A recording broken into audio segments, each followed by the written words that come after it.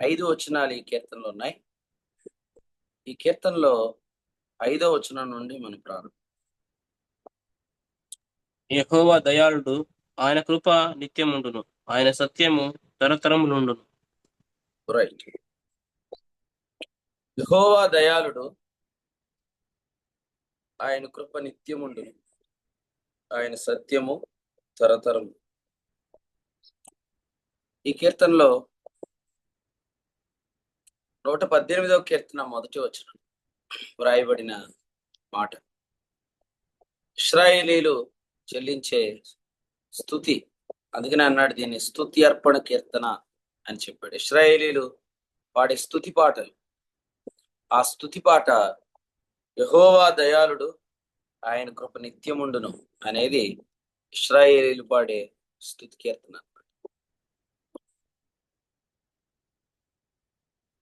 ఇప్పుడు 100వ కీర్తనలో యెహోవా దయాళుడు అనే మాట యొక్క అర్థం ఏంటి, ఆయన కృప నిత్యముండును అనే మాట యొక్క అర్థం ఏంటి, ఆయన సత్యము అంటే అర్థం ఏంటి మనం గమనిద్దాం. ఫర్ ఎగ్జాంపుల్, మొదటిగా ఉదాహరణగా యోహాను సువార్త 1వ అధ్యాయంలో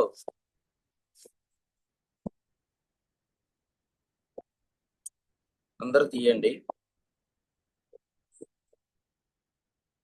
17వ వచనం చూడండి.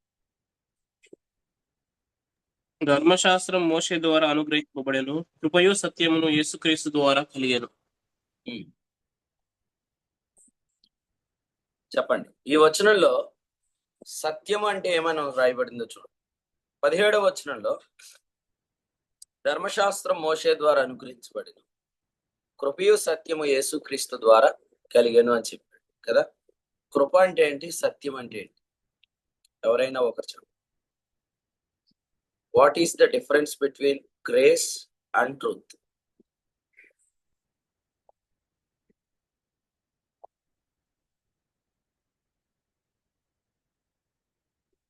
ఒకరు చెప్పండి, పర్లేదు, ధైర్యంగా చెప్పండి. మనం చదువుకున్న 100వ కీర్తనలో ఆయన కృప నిరంతరం ఉండును అన్న తర్వాత ఆయన సత్యము తరతరములుండును అని చదువు. ఇక్కడికి వచ్చినాక యోహాను సువార్త 1వ అధ్యాయం 17లో కృపయు సత్యమును యేసుక్రీస్తు ద్వారా కలిగాను అని ఉంది. సో దాని అర్థం ఏంటి? కృప అంటే ఏంటి, సత్యం అంటే ఏంటి?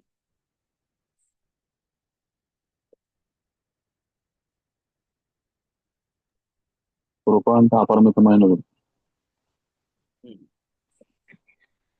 సత్యం అంటే నిరంతరం అంటే.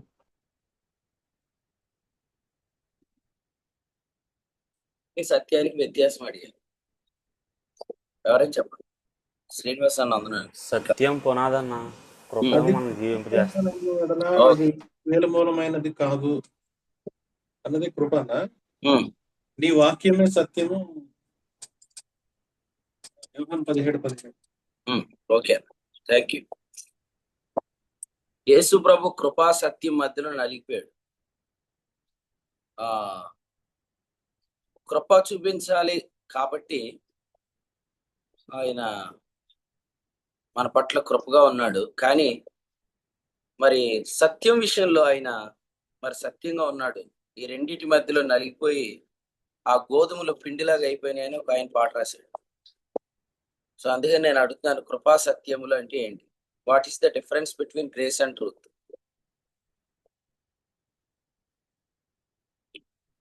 ఎవరైనా చెప్తారా? చెప్పిన వాళ్ళందరికీ వందనాలు, మీరు చెప్పిన వచనాలను బట్టి ప్రోత్సహిస్తాం. ఇంకెవరైనా చెప్పండి. శరీరధారిగా యేసుక్రీస్తు ప్రభువారు ఈ లోకానికి రావడం అనేది కృప.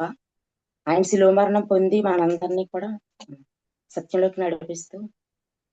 ఓకే, కృప అంటే ఏంటి, సత్యం అంటే ఏంటి చెప్పింది అక్క. నేను అడుగుతుంది ఏంటంటే అసలు కృపకి సత్యానికి మధ్యలో వ్యత్యాసం అడుగుతున్నాను. వ్యత్యాసం లేదు కదా, అది కృప అన్న సత్యం అన్న ఒకటే.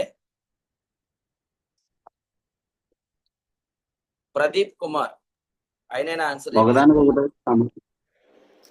ప్రదీప్ కుమార్ గారైనా ఆన్సర్ చెప్పింది. నేనే ప్రదీప్ అండ్ కుమార్ అనొచ్చా మిమ్మల్ని? లేదన్నా, రెండు ఒకటే. ప్రదీప్ అండ్ కుమార్ కాదు, గ్రేస్ అండ్ ట్రూత్ కాదు. గ్రేస్ ట్రూత్ అనేది రెండు ఒకటే పదం, ఒక ఆయన పదమే. కృపా సత్య సంపూర్ణుడు అనేది ఒక ఆయన పదం. తెలియక కృప అంటే ఏంటంటే కనికరించేది కృప, సత్యం అంటే ఏంటంటే స్టాండర్డ్ అని కొందరు దీన్ని వ్యాఖ్యానం చేశారు. 2 దినాల క్రితం అమెరికాలో మరి ఎవరైతే మరి హత్య చేయబడ్డాడో ఆయన కూడా దీన్ని అలాగే వ్యాఖ్యానం చేశాడు. మీకు ఆ వీడియో క్లిప్ గ్రూప్ లో పెడతాను. ఇది పెట్టింది ఎందుకు పెట్టానో తెలియకుండా స్టేటస్ లో పెట్టుకోకండి, మీకు అర్థం అవడానికి పెడతాను. ఇది నేను ఎందుకు పెట్టానో తెలియకుండా స్టేటస్ లో పెట్టేసుకోకండి, ఓకే? ఒక విషయం తెలుసుకోండి, ధర్మశాస్త్రం ఒక సైడ్ ఉంది, అందరూ వినాలి. పండితులు, ముఖ్యంగా జూమ్ లో కూర్చున్న పండితులేనండి ఫస్ట్. ఎందుకంటే మేము పండితులం అనుకొని, నేను ఎవరిని తిడుతున్నానో వాళ్ళే. నేను పండితుని అనుకొని, జకరియా అన్నది కాదు, ఈ జకరియా అన్నది కోటింగ్ అయిపోయింది, ఓకే? జకరియా అన్నది కాదు, మేము పండితులం అనుకొని సొంత వ్యాఖ్యానాలు చేసేస్తున్నారు కొంతమంది. ఏనండి, ధర్మశాస్త్రం ఈ సైడ్ ఉంది, కృపా సత్యం ఈ సైడ్ ఉంది. మీకు తెలియక కృప ఎక్కడ ఉంది, సత్యం ఎక్కడ ఉంది? కృప కృపే, సత్యం సత్యమే అని ఏదో పెద్ద ఎగిరెగిరి చెప్పేస్తున్నారు వాక్యాలు. మీకు తెలియక చెప్తున్నారు, కృపా సత్యం రెండు ఒకటే. కృపా సత్యం గారే యేసు ప్రభు పేరు, ఆయన పేరు కృపా సత్యం గారు. ఇప్పుడు ఈ వచ్చిన మీరు చదవండి, 1:17 చదవండి. యోహాను 1:17. ధర్మశాస్త్రం మోషే ద్వారా అనుగ్రహించబడిన, కృపా సత్యం యేసు క్రీస్తు ద్వారా కలిగారు. So law is on the left side, grace and truth are the same side or on the same side. కృప అంటే సత్యమే, సత్యం అంటే కృపే. అది ఇది మీరు గట్టిగా పట్టుకోండి, గట్టిగా నమ్మండి. ఎందుకంటే లీగలిస్టిక్ వే ఆఫ్ టీచింగ్ లో చాలా మంది కరిస్మెటిక్ టీచింగ్ వాళ్ళు ఏం చెప్తున్నారంటే only grace, only grace, only grace అని చెప్తున్నారు. No no no, lord is not only on the grace side but he's also on the truth side అని ఫస్ట్ నుంచి అది చెప్పడం స్టార్ట్ చేశారు. అది ఇప్పుడు కంటిన్యూ అయిపోతుంది. హైదరాబాద్ లో సెకండ్ మెసేజ్ ఏమొచ్చింది చెప్పు పవన? హైదరాబాద్ లో సెకండ్ మెసేజ్ దేని మీద వచ్చింది? పవన్ చెప్పకపోతే దివ్య చెప్పకపోతే మా హైదరాబాద్ బిలీవర్స్ ఎవరైనా చెప్పచ్చు. హైదరాబాద్ లో సెకండ్ మెసేజ్ దేని మీద వచ్చింది? ఇవే హాస్టల్లో లైట్ లేనట్టు ఏమా, పవర్ కట్టా? అవునన్నయ్య. సరే, నువ్వు చీకట్లోంచి వెలుగలిగేది పలుకు. సరే, ఆన్సర్ చెప్పు. హైదరాబాద్ మెసేజ్ ఏంటి? Second message. తర్వాత సంగారెడ్డి వెళ్ళిపోద్ది ఆన్సర్. క్వశ్చన్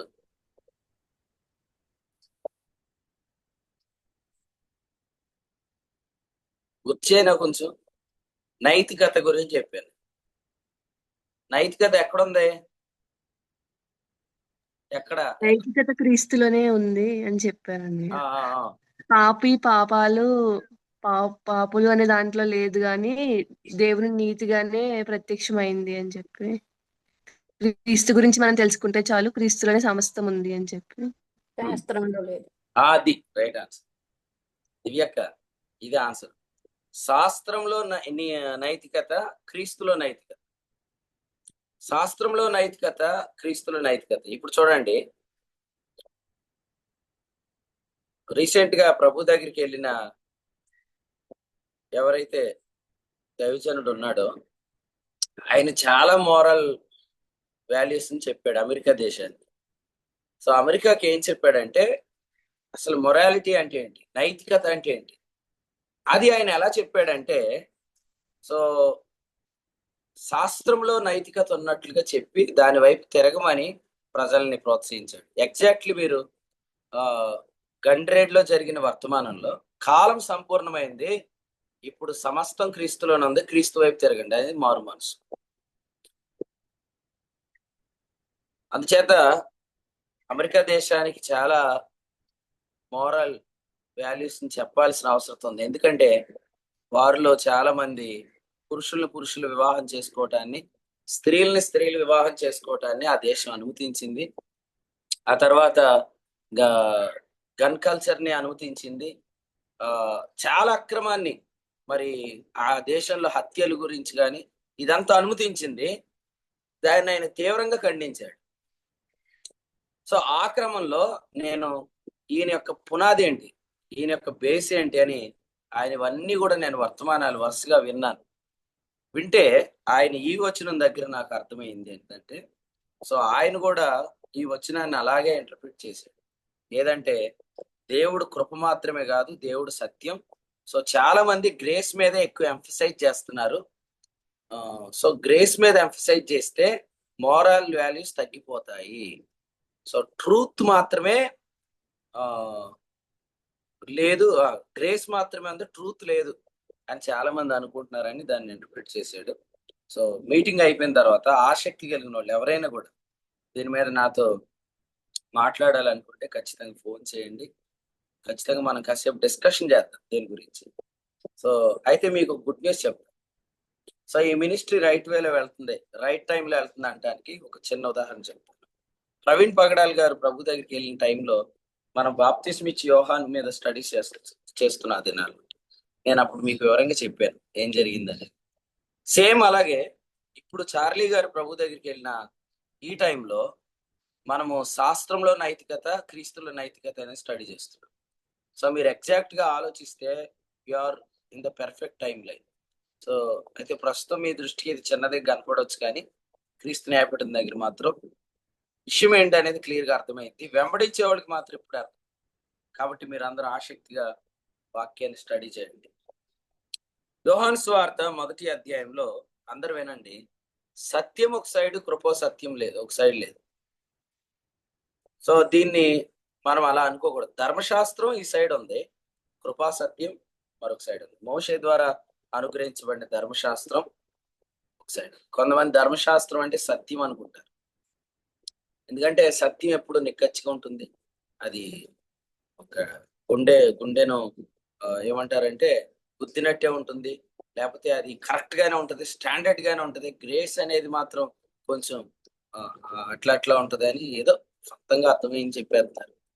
ధర్మశాస్త్రం సత్యం కాదు, ధర్మశాస్త్రం అబద్ధం.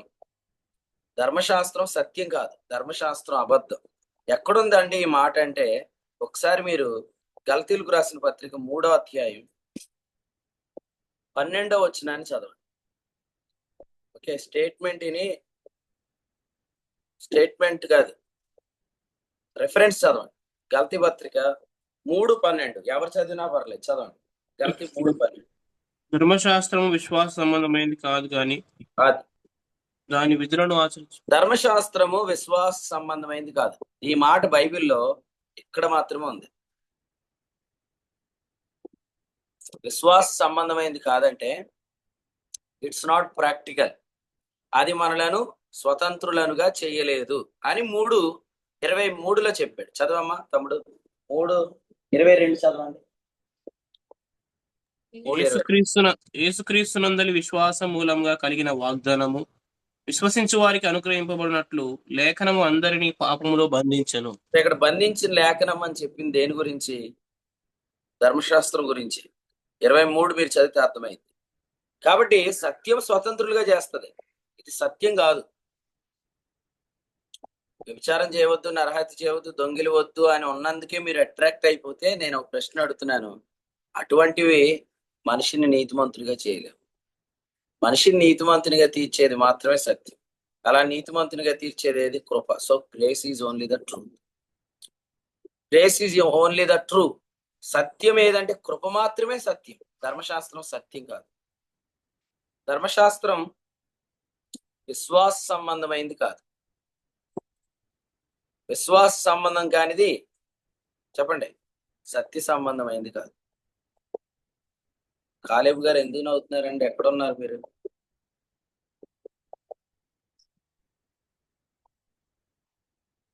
మీరే నర్సరావుపేట కాలేబు అని ఏం కాదు, జగన్నాథపురం కాలేబు. వందనాలండి. మీరు వాక్యం వినండి, లేకపోతే వీడియో విన్నానండి విన్నానండి వింటున్నారా? విన్నానండి. ధర్మశాస్త్రం ఎందుకు సత్యం కదా చెప్పండి.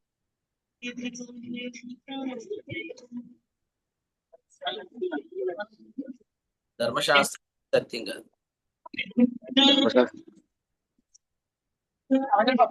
జస్ట్ ఇప్పుడే చెప్పా వచ్చిన ధర్మశాస్త్రం ఎందుకు సత్యం కాదు.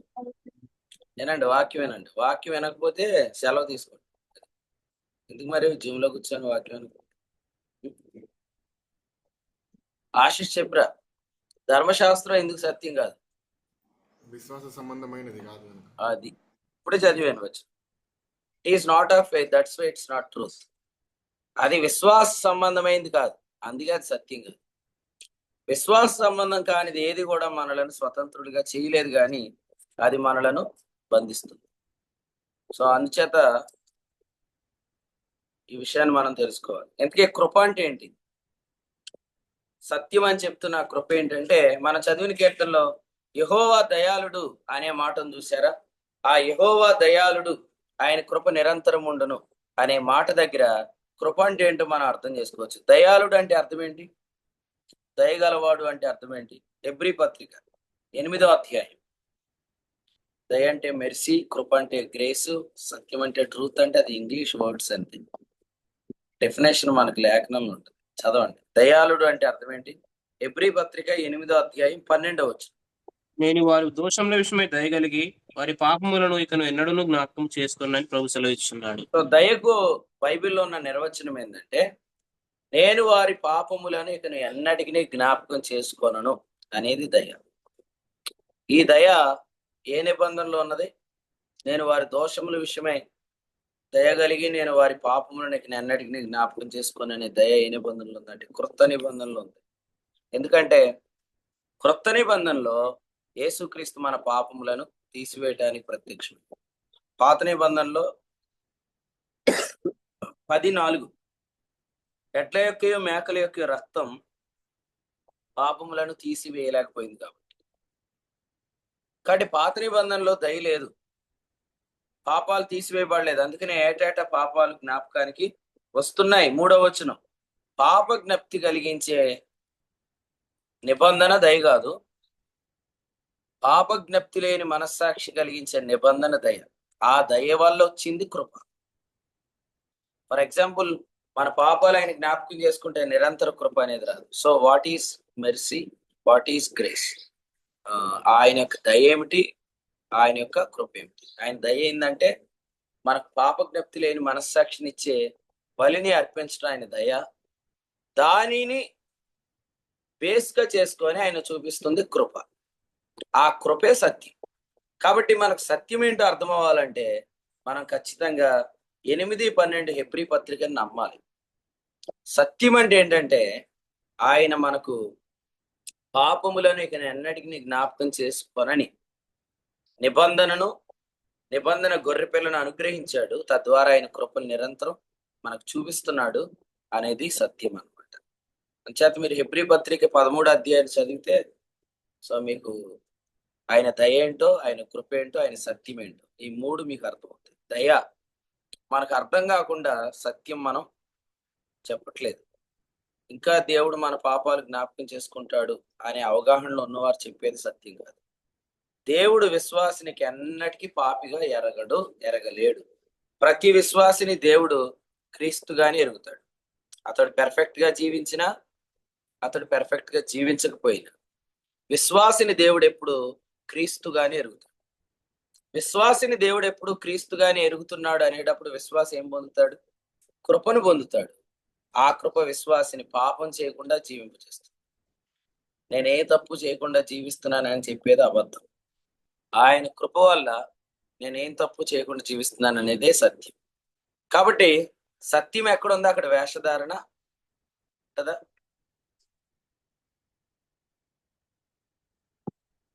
సత్యం ఎక్కడుందో అక్కడ వేషధారణతో మనకు అవసరమే లేదు. ఎందుకంటే సత్యం మనల్ని ఎలాగ స్వతంత్రులుగా చేస్తుంది. ఆ స్వాతంత్రం వేషధారణతో కూడింది కాదన్నమాట. కానీ నేనే తప్పు చేయట్లేదు, తప్పు చేసిన వాళ్ళు కూడా దేవుడికి నీతిమంతులుగా కనబడితే ఇంకెందుకు అని అంటే, అలా ఎవరైతే స్టేట్మెంట్ చెప్తున్నారో వాళ్ళందరూ ఏం చెప్తున్నారంటే, నేను తప్పు చేయట్లేదు కాబట్టి దేవుడికి పెర్ఫెక్ట్ గా కనపడుతున్నా అని చెప్తున్నారు.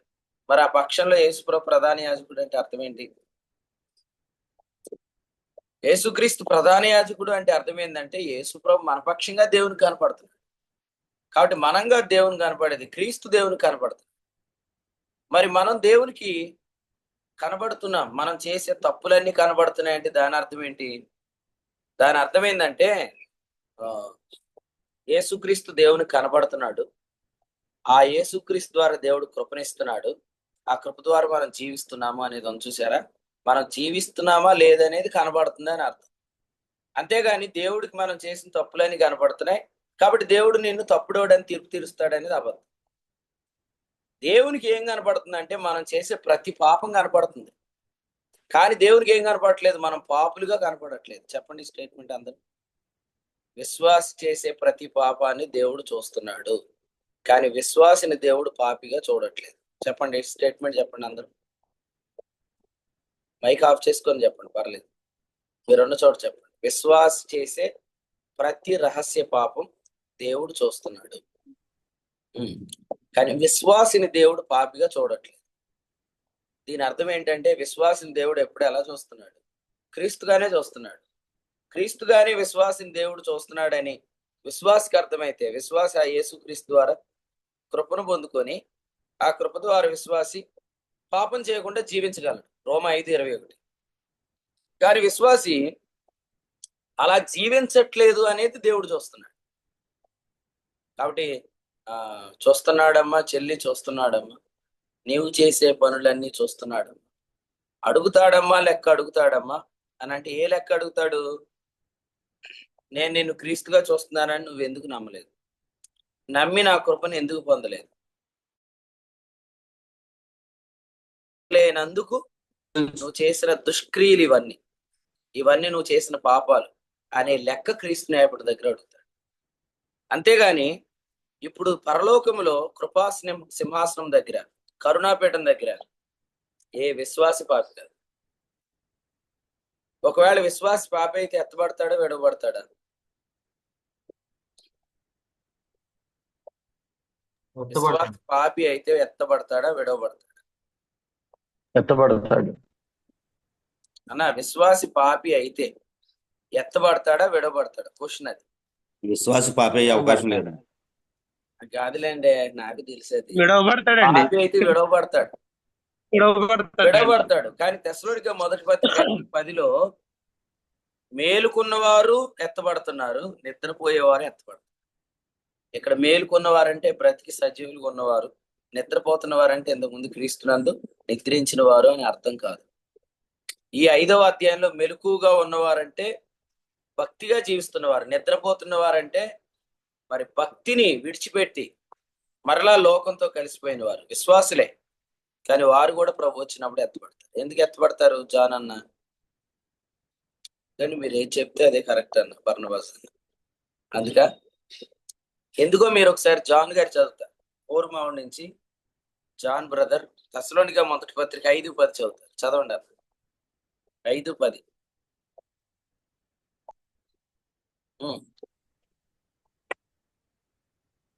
మనం మేలుకొని ఉన్నాను, నిద్రపోవచ్చున్నాను, తనతో కూడా జీవించిన నిమిత్తము ఆయన మన కొరకు మృతి పొందారు. ఎస్, మెలకుగా ఉన్నవారు ఎత్తబడటానికి మూలం ఆయన చనిపోయాడు కాబట్టి, నిద్రపోతున్న వారు కూడా ఎత్తబడటానికి మూలం ఆయన చనిపోయాడు కాబట్టి, ఎత్తబడేది ఆయన మరణాన్ని బట్టి, క్రీస్తు న్యాయపీఠం దగ్గర తీర్పు జరిగేది ఆయన జీవాన్ని బట్టి. మెలకుగా ఉన్నవారు ఆయన జీవాన్ని చూశారు కాబట్టి క్రీస్తు న్యాయపీఠం దగ్గర బహుమానం పొందుతారు. నిద్రపోతున్న వారు ఆయన జీవాన్ని చూడలేదు కాబట్టి వారు క్రీస్తు న్యాయపీఠం దగ్గర అవమానం పొందుతారు. కానీ ఇద్దరు ఎత్తబడతారు. ఎందుకంటే ఎత్తబడేది దేని మీద ఆధారపడి ఉందంటే యేసుప్రభు మరణం మీద ఆధారపడి ఉంది. మా క్రీస్తు న్యాయపీఠం దగ్గర నిలబడేది మాత్రం యేసుప్రభు జీవం మీద ఆధారపడి ఉంది. ఆయన జీవించుచున్నాడు. ఎంతమంది ఆయనను జీవించు అని ఎరిగారో వారు ఇక్కడ జీవించారు, అందుకని మెలుగుకున్నారు. ఎంతమంది ఆయనను జీవించే వారిగా చూడలేదో వారు ఇక్కడ నిద్రపోయారు, అందుకని వారికి క్రీస్తు న్యాయపీఠం దగ్గర బహుమానం. ఓకే, అందరికి అర్థమైంది. అర్థమైన వాళ్ళు కుడి చేతి చూపించండి. నాకు అర్థమైందండి, నాకు అర్థమైంది, మీకు అర్థమైంది. రైట్. శ్రీకాకుళం బ్రదర్, మీకు ఏం అర్థం అవ్వలేదు చెప్పండి. పాపి అన్నారు కదన్నా, పాపి ఎత్తబడరు అన్నారు కదా. ఉమ్, అది ఇక్కడ నిద్రపోతున్న వారు చనిపోయిన వారు అన్నారు. వాళ్ళు క్రీస్తుని ఎరిగిన వారు, సజీవులు ఉన్నవారు. మీరు సరిగ్గా వినలేదండి, మళ్ళీ ఒకసారేనండి, ఆడియో వస్తుందేనండి. నిద్రపోతున్న వారు అంటే ఇక్కడ చనిపోయిన వారు కాదు అని చెప్పాను. ఎందుకంటే ముందు అధ్యాయంలో ఏముంది, క్రీస్తునందు నిద్రించిన వారు అని ఉంది కదా. ఆ నిద్ర ఈ నిద్ర ఒకటి అనుకుంటారు, అందుకే నేను చెప్పాను. 5వ అధ్యాయంలో నిద్రిస్తున్నవారు అంటే అర్థం ఏంటి? మత్తుగా ఉన్నవారు, భక్తిని విడిచిపెట్టిన వారు అని అర్థం. సో అందుకని చెప్పి ఓకే, మిగిలిన వాళ్ళు అందరికి అర్థమైందా? సందీప్ పాస్టర్ గారు అర్థమైందా? అర్థమైందండి. రైట్, అర్థమైందా? ఎత్తబడటం దేని మీద ఆధారపడి ఉంటుంది? క్రీస్తు వర్ణం బట్టి, క్రీస్తు న్యాయపీఠం దగ్గర బహుమానం దేని మీద ఆధారపడి ఉంటుంది? మన జీవితం బట్టి అండి. మన జీవితం దేని మీద ఆధారపడి ఉంటుంది? కృప.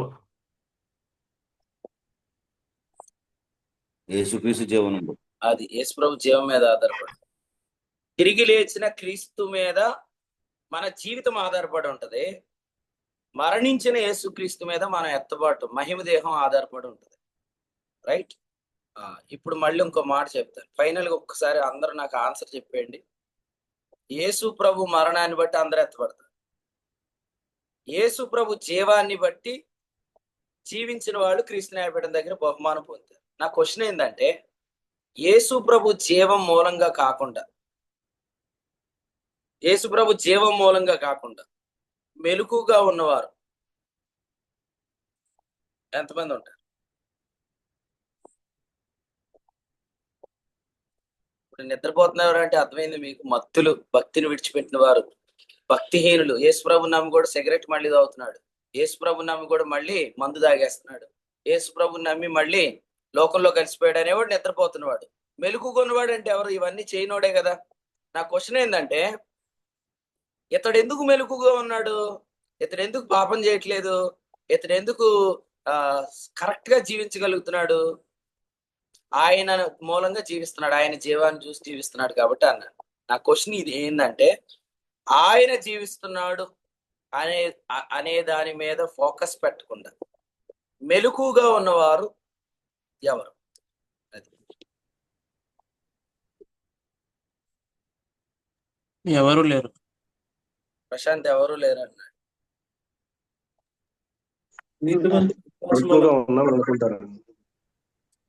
ఎవరు చెప్పారు ఈ ఆన్సర్? మెలకుగా ఉన్నామని అనుకుంటారని అనా? సతీష్ అని చెప్పారా? కాదండి, ప్రిన్స్ గారు అండి, ప్రిన్స్ గారు అనుకుంటాను. ఓకే, ఎవరు చెప్పినా ప్రభుకు స్తోత్రం, ఇది రైట్ ఆన్సర్. నిద్రపోతున్న వారంటే యేసు ప్రభు నమ్మిన తర్వాత మరలా మందుకు, సిగరెట్ కు, లేకపోతే గుట్కా నమలటానికి మళ్ళీ లోకంలో కలిసిపోయిన వాళ్ళు నిద్రపోతున్నవాడు.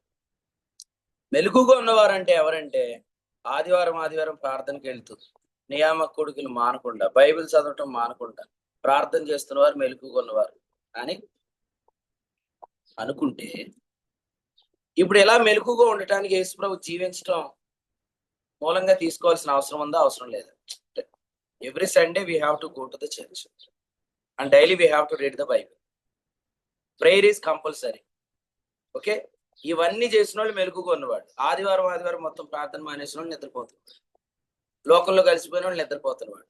మెలకువ, నిద్ర, దీనికి నేను చెప్పింది ఇదే నిర్వచనం. అయితే దీనికి యేసు ప్రభు జీవంతో ఏమైనా ఏమన్నారు? జీవంతో ఏమైనా మనకు నిమిత్తం ఉందా, లేకపోతే ఆయన జీవాన్ని మనం ఏదైనా మూలంగా తీసుకోవాలి?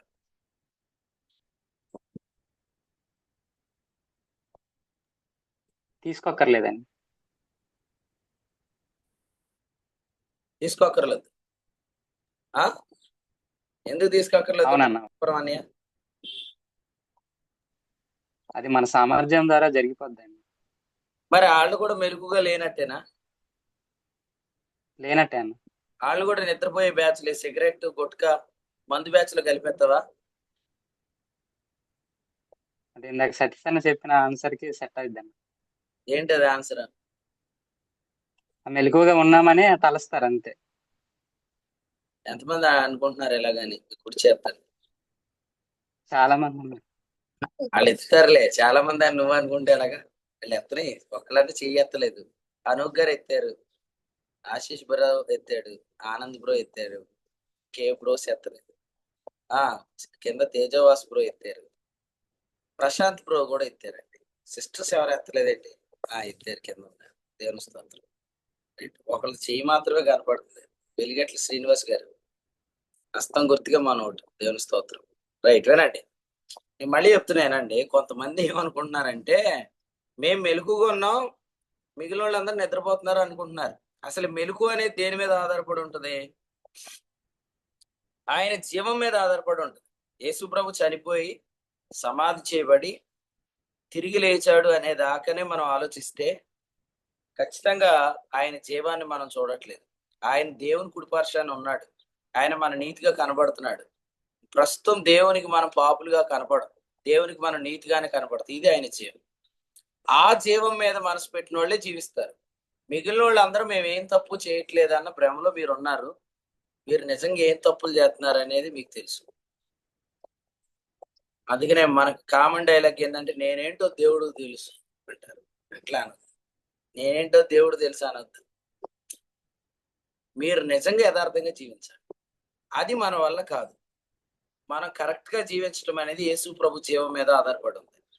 మనం యేసు ప్రభు చనిపోయి సమాధి చేయబడి తిరిగి లేచాడు అనేది ఏదో చెప్పాలి కాబట్టి ప్రతి చోట చెప్తున్నాం, కానీ యేసు ప్రభు చనిపోయాడు, మనం పాపం విషయంలో చచ్చిపోయామని చెప్పాలి. యేసు ప్రభు లేచాడు, మనం క్రీస్తు కూడా లేచామని చెప్పాలి. యేసు ప్రభు కూర్చున్నాడు, మనం క్రీస్తు కూడా కూర్చో, అంటే ఆయన మరణ పునరుద్ధానాల్లో మనం ఐక్యం గలవారంగా చెప్పుకుంటేనే కరెక్ట్. ఆయన మరణం ఆయన పునరుద్ధానాన్ని చెప్పేసి మళ్ళీ మనం పెర్ఫెక్ట్ గా జీవించాలనే దానిలో సపరేట్ చేస్తే మనం మెలకుగా ఉన్నామన్న భ్రమలోనే ఉంటాం, కానీ మనం చేస్తున్న రహస్యమైనవి కూడా తప్పులే. రహస్యమైనవి కూడా జరిగించకుండా కాపాడగలిగిన ఏకైక శక్తి ఎవరికి ఉంది?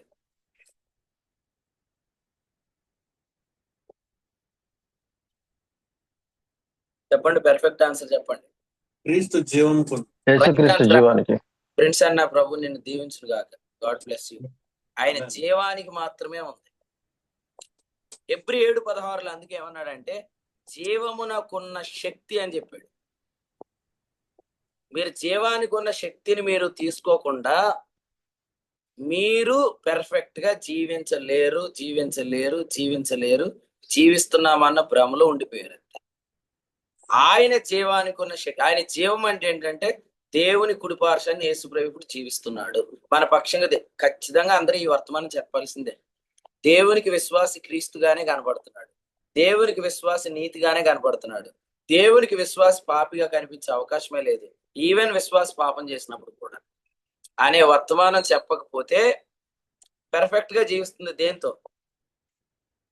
పెర్ఫెక్ట్ గా జీవిస్తుంది దేంతో? శక్తితో.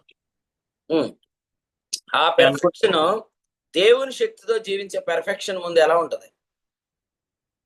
మహిమలేని అదంతా ఎందుకులే పెద్ద వాక్యం తెలిసిన వాళ్ళకి. పెర్ఫెక్షనే కాదు, అది పెర్ఫెక్షన్ లాగే ఉండదు. పెర్ఫెక్ట్ గా ఉన్నామని మీరు అనుకుంటారు అంతే. మీ పెర్ఫెక్షన్ ఏంటో రేపొద్దుట ప్రభు తెలుస్తాడు. మీకు ఒక గుడ్ న్యూస్ చెప్పనా? రీసెంట్ గా మన సహోదరులు ఒకడు మంచి వర్తమానం చెప్పారు. ఆ వర్తమానానికి సంబంధించి ఒకటి కళ కూడా వచ్చింది. ఆ కళ ఏంటంటే ఎవరైతే సత్యమైన వెలుగులో నడుస్తున్నారో దేవుడు వాళ్ళని కూర్చోబెట్టి తీర్పు తెచ్చిపోతున్నాడు క్రీస్తు న్యాయపీఠం దగ్గర. సో అలాగైతే నేను ఒక మాట చెప్తాను దీనికి మీకు ఆన్సర్.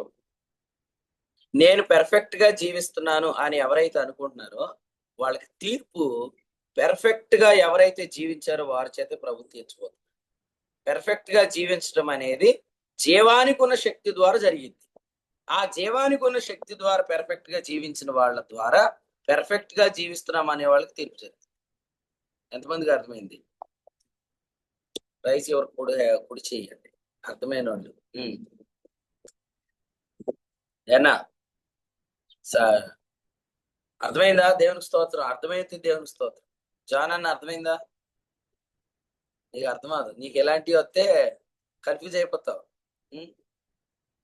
4 నల్ల లారీలు 5 ఎర్ర లారీలు 10 సార్లు అంటే అయిపోతాడే కదా, ఇక లారీ దగ్గర ఆగిపోతాడు. మా తమ్ముడు గురించి నాకు బాగా తెలుసు, మళ్ళీ చెప్తున్నాయనండి. ఇలాంటివి అందుకే చెప్పను, నీ గురించి చెప్పను ఇలాంటి, ఎందుకంటే నువ్వు కన్ఫ్యూజ్ అవుతావు. మెలకుగా ఉన్నవారంటే ఎవరు, నిద్రపోతున్నవారంటే ఎవరు? ఓకే, ఇంతకీ ఇద్దరులో ఎవరు ఎత్తబడతారు, అది క్వశ్చన్. మెలకుగా ఉన్నవారు ఎత్తబడతారు, నిద్రపోయేవారు ఎత్తబడతారు. ఎందుకంటే ఇద్దరికి మూలం ఏంటి? ఎత్తబడటానికి ప్రభు తీసుకునే ఏమంటారు దాన్ని, రెఫరెన్స్ ఏంటి? యేసు ప్రభు మరణం. యేసుక్రీస్తు ఇద్దరు కొరకు చనిపోయాడని ఇద్దరు నమ్మారు కాబట్టి, ఇద్దరు యేసు ప్రభు చనిపోయాడని నమ్మారు, ఇద్దరు ఎత్తబడతారు. అయితే క్రీస్తు న్యాయపీఠం దగ్గర తీర్పు దేని బట్టి ఉంటుందంటే, యేసు ప్రభు యొక్క జీవం మీద ఆధారపడి ఉంటుంది. ఆయన జీవాన్ని ఉపయోగించుకున్న వారు మెలకుగా ఉంటారు, ఆయన జీవాన్ని ఉపయోగించుకోనని వారు నిద్రపోతారు. ఇప్పుడు మనం దీన్ని ఎలా కాకుండా మెలకుగా ఉన్నవారు ఎవరు, నిద్రపోతున్న వారు ఎవరని ఆలోచిస్తే, నిద్రపోతున్న వారు అంటే రక్షించబడి సిగరెట్, మందు, గుట్కా, వ్యభిచారం, అక్రమం ఇవన్నీ జరిగిస్తున్న వాళ్ళు నిద్రపోతున్నవాడు. ఇవన్నీ చేయని వాళ్ళు మెలకుగా ఉన్నవారని మనం నిర్వచనం చెప్పేస్తాం. అలా చెప్తే నా క్వశ్చన్ ఏంటంటే, ఆయన జీవం మూలంగా కాకుండా మెలకుగా ఉన్నవారు ఎవరైనా ఉంటారా అని అడిగారు. ఆ క్వశ్చన్కి ఆన్సర్ ఏం చెప్పారు? ఉన్నామని అనుకుంటారు కానీ వాస్తవం వాళ్ళు కూడా ఉండలేరు అని చెప్పారు కదా. ఇప్పుడు నేను ఏమంటున్నానంటే, మెలకుగా ఉన్నాము అనుకునే వారికి మెలకుగా ఉండేవాళ్ళు తీర్పు తీరుస్తారా అన్నారు. ఇది అర్థమైందా? మెలకుగా ఉండేవాళ్ళు ఎవరు? ఆయన జీవం మూలంగా మెలకుగా ఉండేవారు. మెలకుగా ఉన్నాము అనుకునే వాళ్ళు ఎవరు? నిద్రపోతున్న వాళ్ళు అంటే వీళ్ళే. సో నేను అలాంటివి ఏం చేయట్లేదు కాబట్టి నేను పెర్ఫెక్ట్ అనుకునేవాళ్ళు. నీ పెర్ఫెక్షన్ ఎక్కడి నుంచి వచ్చింది? వాస్తవంగా పెర్ఫెక్షన్ ఎక్కడి నుంచి మాత్రం వస్తుంది? ఆయన జీవం నుంచి వస్తుంది. ఆయన జీవం అంటే ప్రతి విశ్వాసం ఏం చెప్పాలి? జీవం గురించి చెప్పేవాడు. యేసుక్రీస్తు దేవుని కుడి పార్శ్వాన్ని జీవిస్తున్నాడు. మరి జీవిస్తుంది అక్కడే కదా, అంటే దేవునికి మన పక్షం కనబడుతున్నాడు. సో విశ్వాస పాపం చేసినప్పుడు దేవునికి నీతిగానే కనబడతాడు, విశ్వాస పాపం చేయనప్పుడు దేవుని నీతి. ఈ డాక్టరీని చెప్పాలి. ఇది ఒప్పుకొనని వారు ఆయన మూలంగా జీవించటం లేదు. జీవించకపోయిన వాళ్ళు ప్రతి ఆదివారం ప్రార్థనకి వెళ్తారు, బైబిల్ చదువుతారు, ప్రార్థన చేస్తారు. సో మెలకుగా ఉన్నామా అనుకుంటున్నారు, కానీ వాళ్ళు మెలకుగా లేరని చెప్తున్నారు.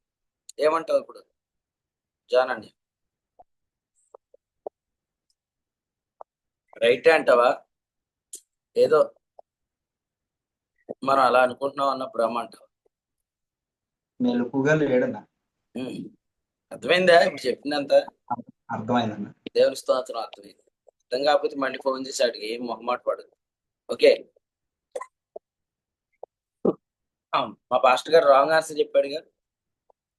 ఓప్ నెంబర్ 22 ఫస్ట్ రైటే చెప్పాడు, సెకండ్ సరిగ్గా చెప్పలేదు. ఏడి అయ్యారు? నా పాస్టర్ గారు ఏరన్నా?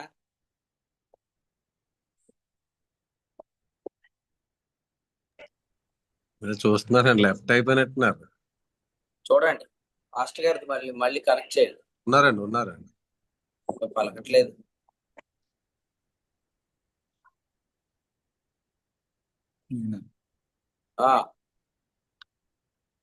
సందీప్ అన్న,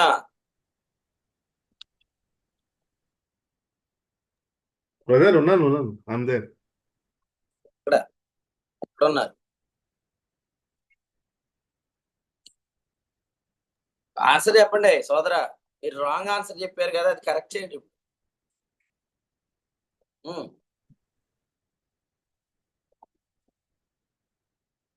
మైక్ ఆన్ చేసుకోండి బ్రదర్, చెప్పండి. క్రీస్తు మరణం is a standpoint, brother. It's a yardstick. దాన్ని బట్టి మనం అందరం మెలుకున్నవారు, మెలుకుగా లేని వాళ్ళు అందరూ లెగిస్తారు. Okay, that's ad stick of Christ death. తర్వాత ఏమవుతుందంటే తన జీవన్ అంటే బికాస్ ఆఫ్ క్రైస్ట్. అన్న నేను చెప్తానండి, మీరు చాలా కన్ఫ్యూజ్ గా చెప్తారు. స్ట్రైట్ గా చెప్తానండి. యేసు ప్రభు చనిపోయాడు కాబట్టి మెలకుగా ఉన్నవారు, నిద్రపోతున్నవారు ఇద్దరు ఎత్తబడతారు. మెలకుగా ఉన్నవారంటే ఎవరు? ఆయన జీవం మూలంగా జీవించేవారు మెలకుగా ఉన్నవారు. ఆయన జీవాన్ని ఆధారం చేసుకునే వారు నిద్రపోతారు. సింపుల్ క్వశ్చన్, సింపుల్ ఆన్సర్ ఇది. రైట్, వినండి. కాబట్టి మీరు అందరూ కూడా ఈ విషయాన్ని అర్థం చేసుకోండి. దీన్ని ఎవరైనా ఇలా కాదు ఇలాగు అని చెప్పాలనుకున్నా కూడా మీరు మైక్ ఆన్ చేసుకొని చెప్పొచ్చు. మీకు పూర్తి వివరణ నేను చెప్పేస్తాను. కానీ ఇదే సత్యం. ఇది మాత్రమే సత్యం. మీరు మందు దాగి ఎత్తనాడు ఆయన ఎత్తబడతాడా అని అడిగేవాళ్ళు అందరికీ ఒక ప్రశ్న అడిగినా నువ్వు కూడా ఎత్తబడతావు, కానీ నీకు కూడా బహుమానం ఉంది క్రీస్తు. ఈ టైప్ ఆఫ్ క్వశ్చన్స్ ఎవరైతే అడుగుతున్నారో, అన్నా నేను ఒక ప్రశ్న అడుగుతాను, నాకు తెలిసిన ఒక విశ్వాసం ఉన్నాడు, వాడు వ్యభిచారం చేసేస్తున్నాడు, వాడు జారత్వం చేసేస్తున్నాడు, వాడు మందు తాగేస్తున్నాడు, వాడు కూడా ఎత్తబడతాడా అని క్వశ్చన్ ఎవరైతే అడిగారో నీవు కూడా ఎత్తబడతావు, కానీ నీకు కూడా క్రీస్తు దగ్గర బహుమానం.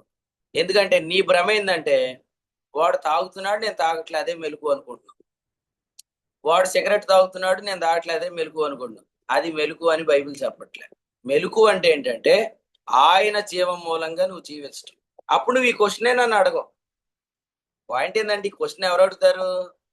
ఆయన మూలంగా జీవించిన వాళ్ళు అడుగుతారు. ఎవరు అంటే ఎవ్రీ బిలీవర్ ఎత్తబడిపోతే ఎవ్రీ 10:26 ప్రకారం అనుభవపూర్వకంగా తప్పు చేసిన వాళ్ళు కూడా ఎత్తబడతారా అని అడుగుతాము. అక్కడ చెప్పింది విశ్వాస గురించి కాదు. ఇంకో మాట చెప్తాను మీకు, ఒక మంచి మాట చెప్పనా, అందరు జాగ్రత్తగా. యేసు ప్రభు బలి గురించిన పూర్తి వివరణ, ఆయన ఒక్కసారి అర్పించబడ్డాడు, సదాకాలానికి మనల్ని పెర్ఫెక్ట్ గా చేశాడని రాయబడి వచ్చిన ఏ అధ్యాయంలో ఉంది? అదే హెబ్రీ పత్రిక 10లో ఉంది. మన వచనాన్ని ఎంత గట్టిగా నమ్ముతున్నామో లేదో అనేది 26లో పరీక్షించబడుతుంది. యేసు ప్రభు ఒక్కసారి అర్పించబడ్డాడు, సదాకాలానికి పెర్ఫెక్ట్ గా చేశాడని చదివి 26 దగ్గరకు వచ్చి రక్షణ కూడా పోయేదానికి అవకాశం ఉందని అంటే మీరు 10:10 ఎంత చక్కగా నమ్మారో అనేది మీకు అక్కడ పరీక్షించబడదు. పోతుందా రక్షణ? మళ్ళీ విశ్వాసి మళ్ళీ అవిశ్వాసి అయిపోతాడా? కాదన్న, తెలిసి పాపం ఏంటి? తెలియకుండా పాపం ఎవరు చేస్తున్నారు ఈ రోజుల్లో? అంటే మీరు అదే నేను ఇందాక సోదరుడు పాత నిబంధన క్రీస్తునొద్దకు నడిపించింది అంటే ఎక్కడి నుంచి వచ్చింది ఐడియాలజీ అంటే రెఫరెన్స్ చూపించాను చూసారా? అలాగే తెలిసి పాపం చేయటం అనేది కూడా ఎక్కడి నుంచి వచ్చింది ఐడియాలజీ అంటే హెబ్రీ 10:26 నుంచి వచ్చింది. అక్కడికి వెళ్ళిపోయి ఇక పాపాలకు బలి ఉండదు అని ఉంది కదా. దాన్ని ఎలా అనుకుంటారంటే ఇక నువ్వు తెలిసి పాపం చేస్తే ఇంకోసారి బలి ఉండదు అంటారు. నేను అడుగుతాను, తెలియకుండా చేస్తూ ఉంటదేంటి? కామెడీగా దొరికిపోకండి, ఓకే? మీరు కాదు, నేను పండితుల గురించి మాట్లాడుతున్నా, ఓకే? మీరు నవ్వకండి. నేను పండితుల గురించి మాట్లాడుతున్నా. పండితులు ఏమనుకుంటున్నారంటే నువ్వు తెలిసి పాపం చేస్తే ఇంకోసారి బలి ఉండదు, అగ్నికి వెళ్ళిపోతావని ఆ వచనం చెప్పేస్తున్నారు. విశ్వాసి అగ్నిగుండానికి వెళ్ళే ఛాన్స్ ఎంత ఉంది? 0% కూడా లేదు. 0%. అర్థమైందండి? రక్షణ పోతుంది అని చెప్పే సంఘాలలో నుంచి రక్షణ పోదు అనే సంఘాలు వేరైపోయి మళ్ళీ మ్యాచ్ ఫిక్సింగ్ ఎలాగైందో చెప్పనా? రక్షణ పోతుంది అనే సంఘాల నుంచి రక్షణ పోదు అనే వాళ్ళు వేరైపోయి ఇప్పుడు వీళ్ళు ఎవరైనా విశ్వాసులు పాపం చేస్తున్నారు అనుకోండి, వీళ్ళు చెప్పే ప్రసంగాలు ఏంటి తెలుసా? అసలు నువ్వు రక్షించబడ్డావో లేదో అంటారు. అంటే మళ్ళీ రక్షణ పోయిద్ది అనే వాళ్ళకి వీళ్ళకి తేడా ఏం లేదు. విషయం తెలుసుకోండి. విశ్వాసి బాగా పాపం చేసేస్తున్నాడు అనుకోండి, అప్పుడు రక్షణ పొంది ఉంటాడా పొందకుండా ఉంటాడా? ఏం క్వశ్చన్ రా నాయన? పొందే ఉంటాడు అన్న. అలా కాదండి. ఇప్పుడు మీకు గొర్రె పంది స్టోరీ తెలీదా? గొర్రె అనుకోండి ఓసారి బురదలో పడితే బయటకు వచ్చి, పంది అనుకోండి బురదలో పోయే అందులోనే ఉంటది, అంతే కదా? ఇప్పుడు ఈ స్టోరీని బట్టి చెప్పండి, విశ్వాసి తరచుగా పాపమే చేసేస్తా ఉన్నాడు అనుకోండి, అప్పుడు విశ్వాసి నిజంగా గొర్రెనా పందినా? అంటే మనం గొర్రె అనుకుంటున్నాం, విశ్వాసం అనుకుంటున్నాం, నిజంగా అతడు విశ్వాసే కాదు.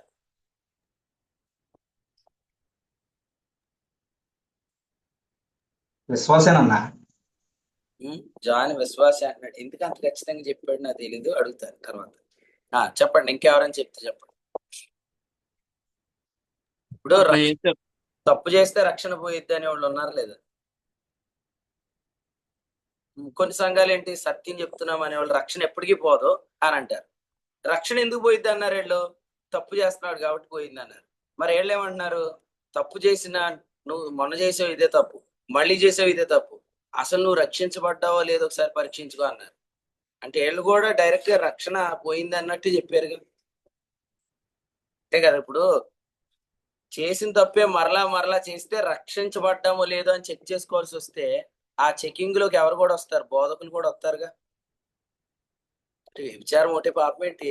డబ్బులు దొబ్బేయటం పాపం కదా, కానుకలు దొబ్బేయటం, అక్రమంగా కొన్ని దొబ్బేస్తున్నారు కదా, అవి పాపాలు కదా.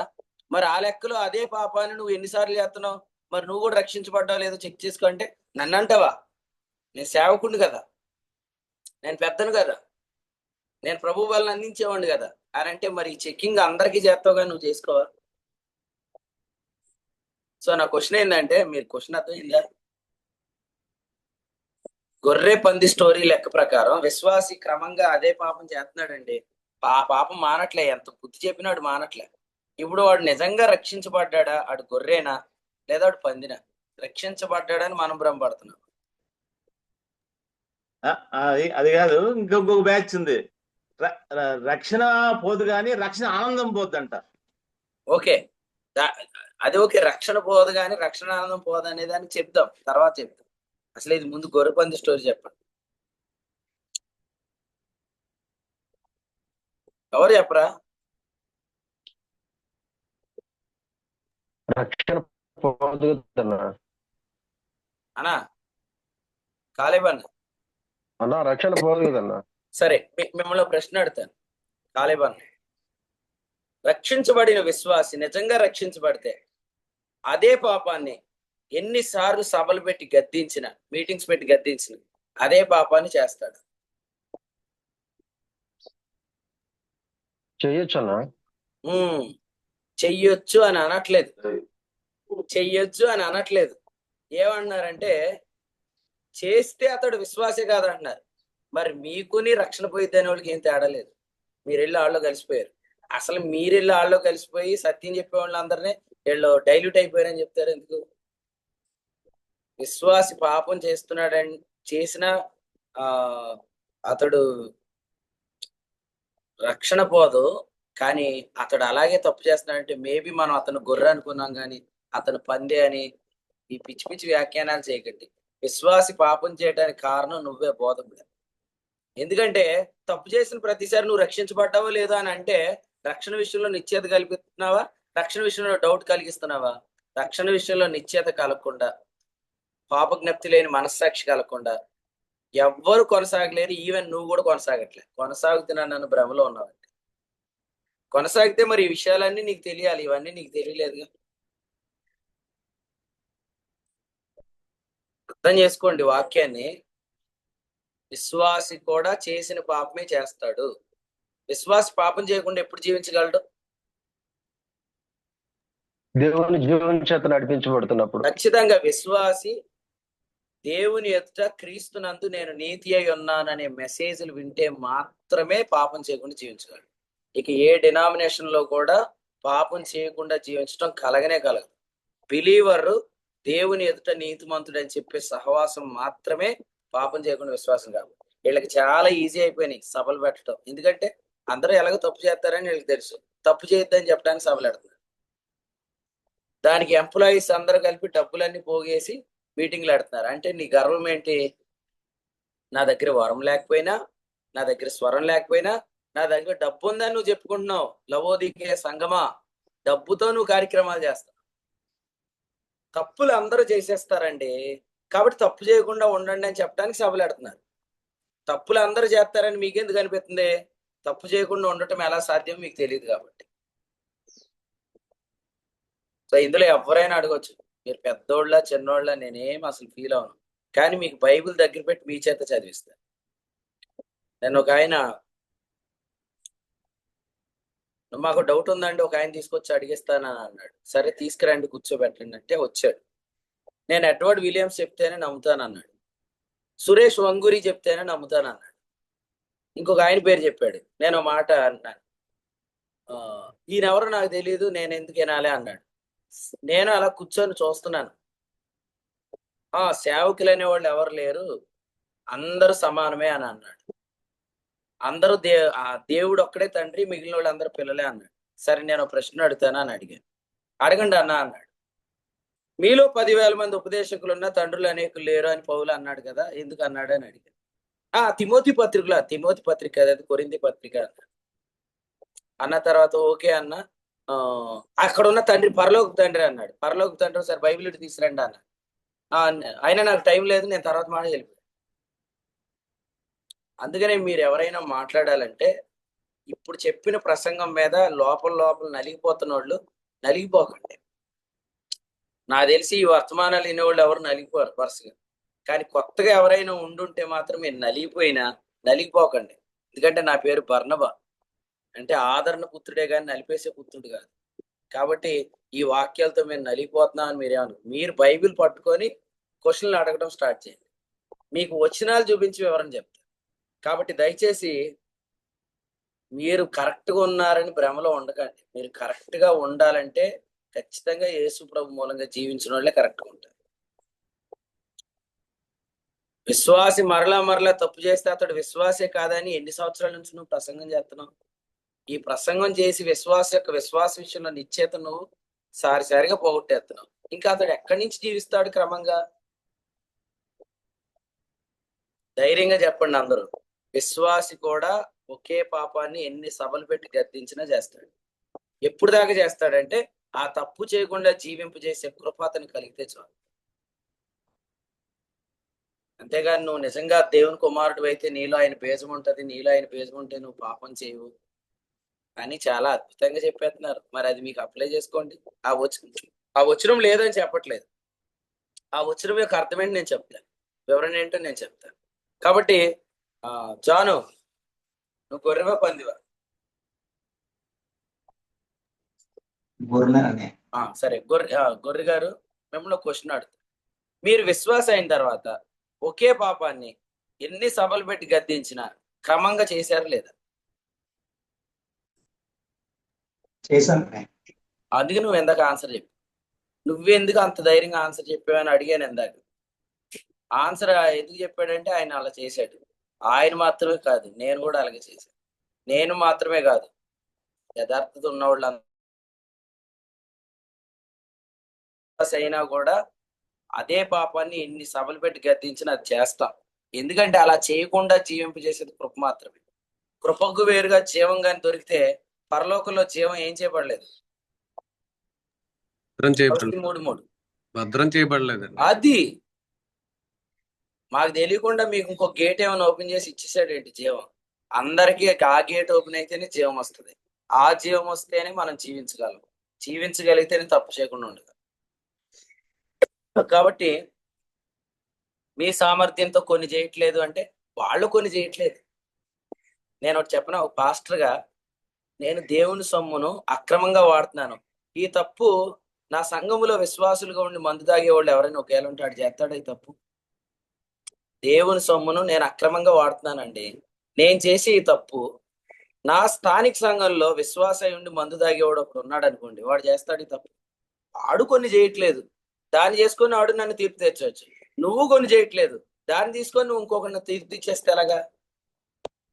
మనం తీర్పు తెచ్చాల్సిన దేని మీద నిలబడంటే ఆయన జీవిస్తున్నాడు, నేను జీవిస్తున్నాను అనే పీఠం మీద కూర్చొని మాత్రమే తీర్పు తెచ్చాను.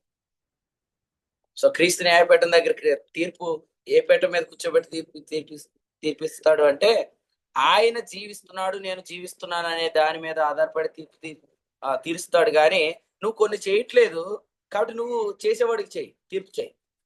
అలాగైతే ఇప్పుడు సేవకులందరూ చాలా మంది దేవుని సొమ్మును అక్రమంగా వాడేవాళ్ళు అందరూ ఎవరి చేత తీర్పులోకి వస్తారు? క్రీస్తు న్యాయపీఠం దగ్గర జీవన చేత నింపబడి నడిపించబడుతున్న వాళ్ళ చేత తీర్పులోకి వస్తారు. ఇది కదన్న, వాస్తవంగా మనం అనుకునేది ఏంటంటే నేను ఈ తప్పు నేను పెర్ఫెక్ట్, వాళ్ళు ఈ తప్పులు చేస్తున్నారు, సో వాళ్ళు కరెక్ట్ కాదు అని అనుకుంటే రేపు క్రీస్తు న్యాయపీఠం దగ్గర దేవుని సొమ్మును అక్రమంగా వాడుతున్న సేవకులు ఎవరి చేత తీర్పులోకి వస్తారు? పర్ఫెక్ట్ కానీ వాళ్ళ చేత తీర్పు ఇంకా చెప్పండి. సొమ్మును వాడుకోని వాళ్ళు ఎవరోళ్ళు ఎవరై ఉండొచ్చు, వాళ్ళు దేవుని జీవం చేత జీవిస్తున్న వారు మాత్రమే. నువ్వు వాక్యం చెప్పుకున్నాను, నేను ఇందాక ఒకటి చెప్పాను, మీరు ఎన్నారా లేదని చెక్ చేస్తున్నారు. ఇప్పుడు మనం ఏమనుకుంటాం, మన పెర్ఫెక్షన్ కొన్ని మనం చేయట్లేదు, అవి ఎదురోళ్ళు చేస్తున్నారు కాబట్టి మనం పెర్ఫెక్ట్ అనుకుంటున్నాం కదా. ఇప్పుడు మనం వాళ్ళు మందు తాగినట్టు నేను తాగట్లేదు అంటున్నాను. నువ్వు ఎలా తాగుతావు అసలే? పాస్టర్ గారు అబ్బాయి వర్ణవా? వర్ణవా నీకే చెప్తున్నా, నువ్వు పాస్టర్ గారు అబ్బాయి, నువ్వు మందు తాగవు కదా, మరి దాన్నే నువ్వు పెర్ఫెక్షన్ అనుకుంటే ఎలాగా? నువ్వు సిగరెట్ కాల్చు, ఎందుకంటే నువ్వు దానియేలు గారి కొడుకువి, పుట్టినప్పటి నుంచి నువ్వు సిగరెట్ దగ్గరికి వెళ్ళలేదు. అదే నువ్వు పెర్ఫెక్ట్ అని తీర్పు తీస్తే ఎలాగా? కానీ నువ్వు దేవుని సొమ్ముని అక్రమంగా వాడేదానికి అవకాశం ఉంది కదా. కానీ ఈ అవకాశం ఎవరికి లేదు? అసలు దేవుని సొమ్ము ద్వారా పోషించబడే అనుభవం గల వారికి లేదు. ఎవరు వాళ్ళు? మన స్థానిక సంఘ విశ్వాసులు కావచ్చు. అంటే రేపు పొద్దున సేవకులందరూ ఎవరి ద్వారా తీర్పులోకి వస్తారు? విశ్వాసం ద్వారా. విశ్వాసం ద్వారానే తీర్పులోకి వస్తారు. ఈ లెక్క ప్రకారం అయితే. అందుకనే పాస్టర్ గారు కాబట్టి నువ్వు పెర్ఫెక్ట్ అనుకోవద్దు. వాళ్ళు చేసే తప్పులు నువ్వు చేయట్లేదు అంటే నీకు అవకాశం లేదు. ఏనా ఆడెవడో అన్నాడు, ప్రవీణ్ గారు మందు తాగాడు అని అంటే, ఎన్ని చోట్ల తాగుతారా బాబు అని అడిగితే అంటాడు, అందరికీ కనపడతాడా తాగినట్టు ఉండాలి, ఆయన పాస్టర్ గారు కదా అందరికి తెలిసిపోతారు అన్నాడు. అంటే ఈ రోజు పాస్టర్లు అనేవాళ్ళు మందు తాగడానికి అవకాశం లేదు కాబట్టి తాగట్లేదు, సిగరెట్ కాల్చడానికి అవకాశం లేదు కాబట్టి కాల్చట్లేదు. అవకాశం లేదు కాబట్టి మనం చేయని వాటికి బహుమానం వస్తుందా?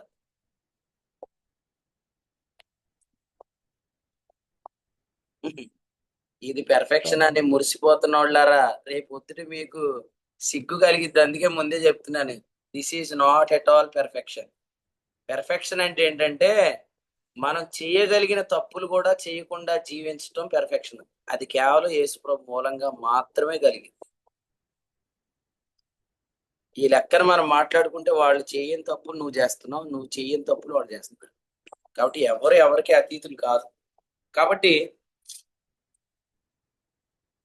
ఈ ఒక్క వచనం దగ్గర నేను ఆగిపోయాను. అదేంటంటే సత్యము అంటే ఏంటంటే కృపే సత్యం. మనకు కృపే కావాలి, ఆయన మూలంగా మనం జీవించాలి. సో మీరందరూ కూడా ఈ తలంపులు మళ్ళీ వినండి.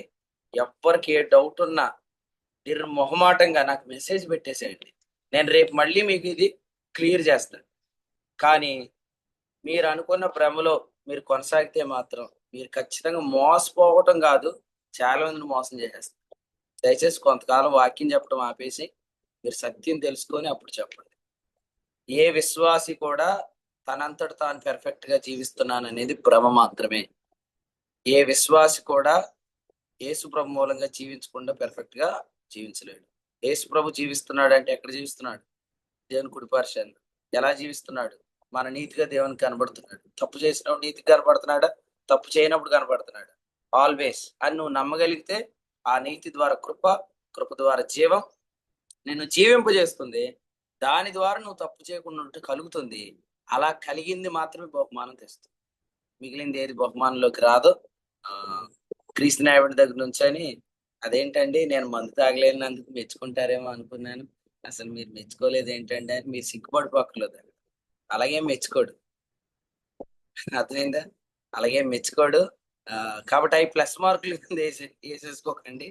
ఏదైతే మీరు తప్పు చేస్తున్నారో అది చేయకుండా ప్రభు మిమ్మల్ని జీవింపు చేయను గాక.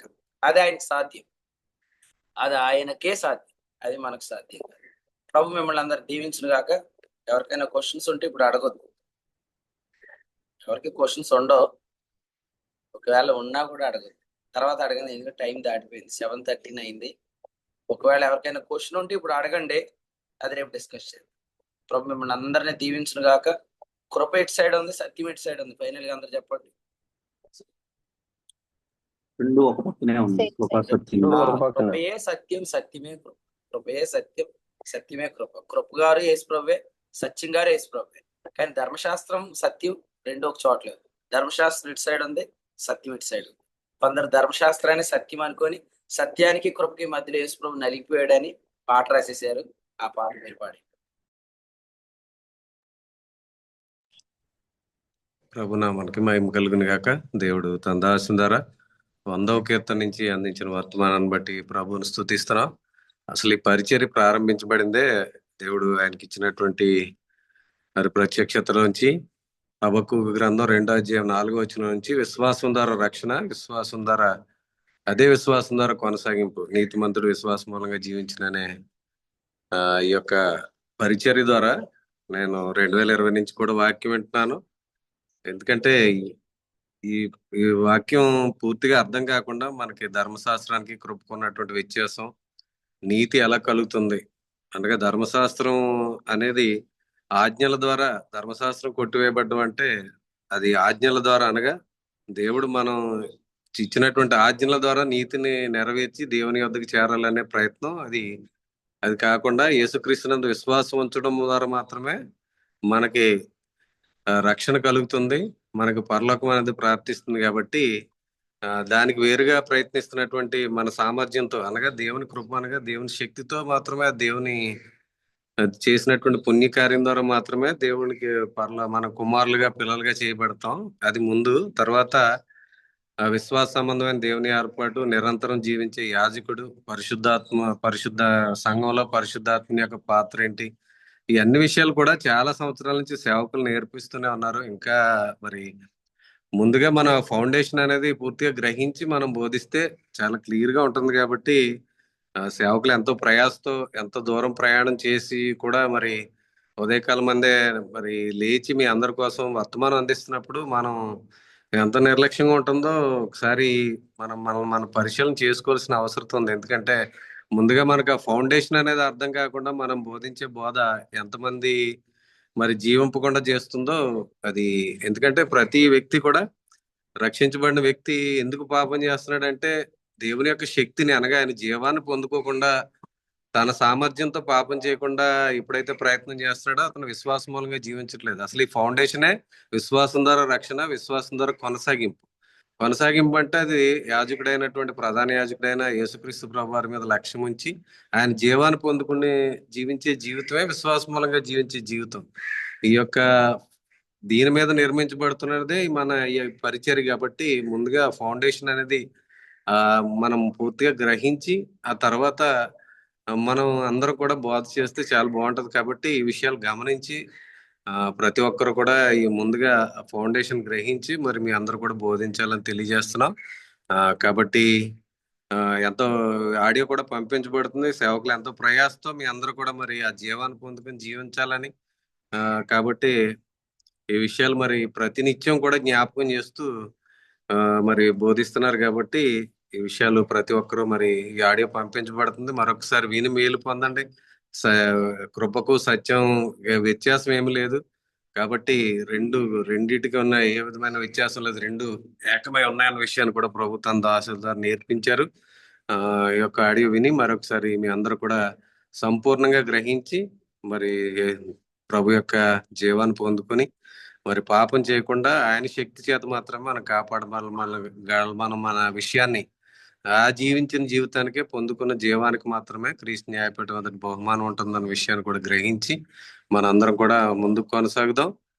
కాబట్టి ఇప్పటి వరకు నిలిచి వాక్యమైన ప్రియులకు, అలాగే శ్రేష్టమైన తలంపులు అందించిన సేవకులకు అందరికి కూడా వందనాలు తెలియజేస్తున్నాం. ఎవరైనా ప్రార్థన చేయాలని ఆసక్తి కలిగిన వారు ప్రార్థన చేసినట్లయితే కూడికి ముగింపు చేసుకుందాం. ఈ ఉదయకాలం ముందు జరిగే మరి స్తుతికు కృతజ్ఞత కూడిక కొరకు, అలాగే సాయంత్రం అత్తిల్లో, అలాగే నల్లజర్లో జరిగే బైబిల్ స్టడీ కొరకు ప్రార్థన చేయండి. కాన్ఫరెన్స్ కొరకు కూడా ప్రార్థన చేయాలని తెలియజేస్తూ ఈ సమయాన్ని ఎవరైనా ప్రార్థన చేయాలని ఆసక్తి కలిగిన వారు ముగింపు ప్రార్థన చేసినట్లయితే కూడికి ముగింపు చేసుకుంటాం.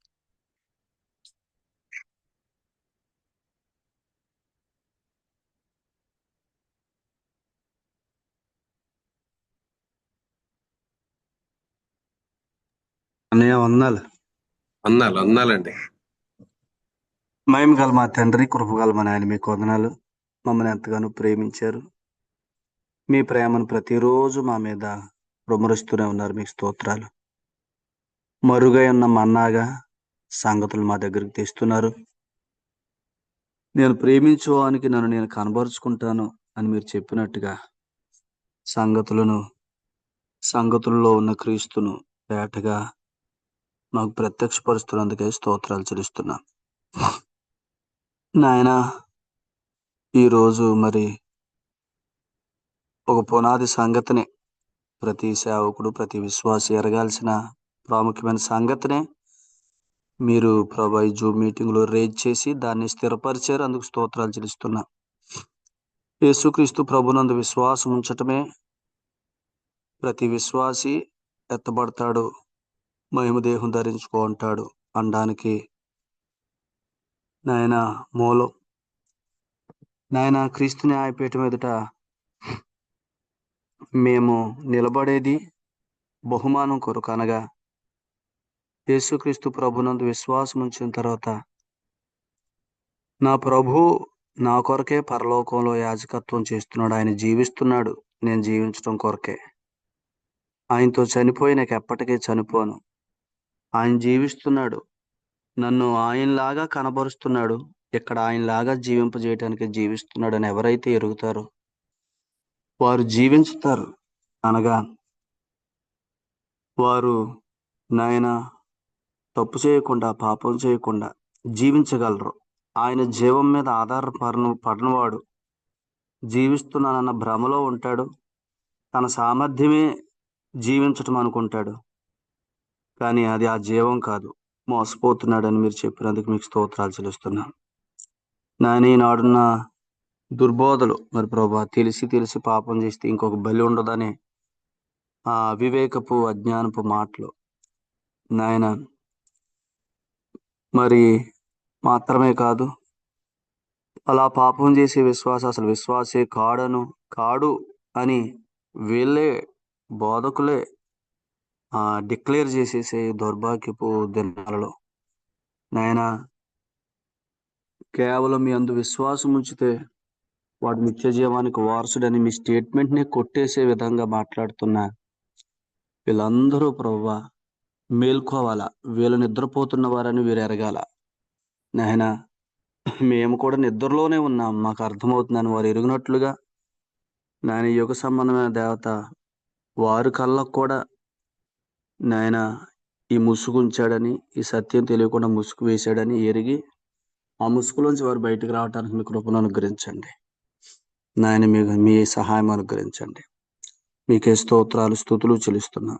మేము జీవించటం అనేది ఆయన జీవం మీద ఆధారపడి ఉంటుందని, ఆయన జీవం విశ్వాసి కలగాలంటే నేను క్రీస్తుతో కూడా చనిపోయినాక చనిపోను, క్రీస్తుతో కూర్చున్నాను, క్రీస్తే నా జీవం అనే అనుభవంలో ఆ మనస్సాక్షిని కలిగించే సంఘాలలోను, ఆ మనస్సాక్షిని కలిగించే సేవకుల ద్వారా నాయన, ఆ మనస్సాక్షిని కలిగించే ఉపదేశకుల ద్వారా ఈ దేవుని కృప విషయమైన ఏర్పాటు ఎరిగిన పరిచర్యలో మాత్రమే పాపం చేయకుండా జీవించుట, అనుదినము కృపను అనుభవించుట, ఆయన జీవమును అనుభవించడం అనేది జరుగుతుందని అనేక మందికి తెలియటానికి కృప చూపించండి. కృపను బోధించే వారందరూ భయం లేకుండా చేస్తున్నారు, దేవుని భయం లేకుండా చేస్తున్నారనే ఆ దౌర్భాగ్యపు మైండ్ సెట్లోంచి అందరిని బయటకు తీసుకురండి. అలాంటి వారు ఉన్న ఈ పరిచర్య దేవుని విషయమైన భయమును, భక్తిని నాయన సత్యము క్రీస్తు యేసు కార్యము ద్వారా నేనేమై ఉన్నాననే సత్యమును బట్టి నాయన ఎంతో భయముతోను, భక్తితోను, వణుకుతోను జీవించే జీవాన్ని ఈ పరిచర్యలో మేము కొనసాగిస్తున్నాం. అనేక మంది కొనసాగించబడుతున్నారని వారు ఎరుగునట్లుగా మీ కృప చూపించండి నాయన. ప్రియులందరికీ సంగతులు స్థిరపరచమని, సంగతుల్లో నుంచే ప్రభువా ఇంకా బోధించబడుతూ నాయన చక్కగా వారి పరిచర్యల్లోనూ వారి వ్యక్తిగత జీవితాల్లోనూ సాగిపోవటానికి కృప చూపించమని, సమస్తమైన ఘనత, మహిమ, ప్రభావాలు మీకు ఆరోపిస్తూ ప్రియులందరినీ దీవించమని ఈ దాసుని బట్టి మేము స్తుతిస్తూ మా కొరకు సంగతులు ఇచ్చి మీరు సిద్ధపరుస్తున్నందుకే స్తోత్రాలు చెల్లిస్తూ యేసుక్రీస్తు వారి పేట కృతజ్ఞతాస్తుతులు స్తోత్రాలు చెల్లించి మా అందరి జీవితంలోకి మా హృదయాలు చక్కగా కడిగి నేను మా పాదాలు చక్కగా కడిగి నాయన ఈ విశ్వాస వాక్యంతో మమ్మల్ని నేను మరొకసారి మా మనస్సాక్షిని మరింతగా తేటపరిచి నడిపిస్తున్నందుకే నాయన ఈ దినమంతట్లో మా కార్యములన్నింటిలో మాతో ఘన విజయాలు ఇస్తున్నందుకే యేసు ప్రభు పేట స్తుతించి స్తోత్రాలు చేసి కూడుకుని ముగిస్తున్నాం తండ్రి. ఆమేన్. ఆమేన్. ముగింపు ప్రార్థన చేసిన దేవుని సేవకులు రాజేష్ గారికి, కూడికలో ఉన్న ప్రియులందరికీ వందనాలండి. ఒకరికొకరు వందనాలు తెలియజేసుకుని కూడికి అందరికీ వందనములు. అందరికీ వందనాలు. అందరికీ వందనాలు. అందరికీ వందనాలండి. అందరికీ వందనాలండి. అందరికీ వందనాలండి. అందరికీ వందనాలండి. అందరికీ వందనాలండి. అందరికీ వందనాలండి.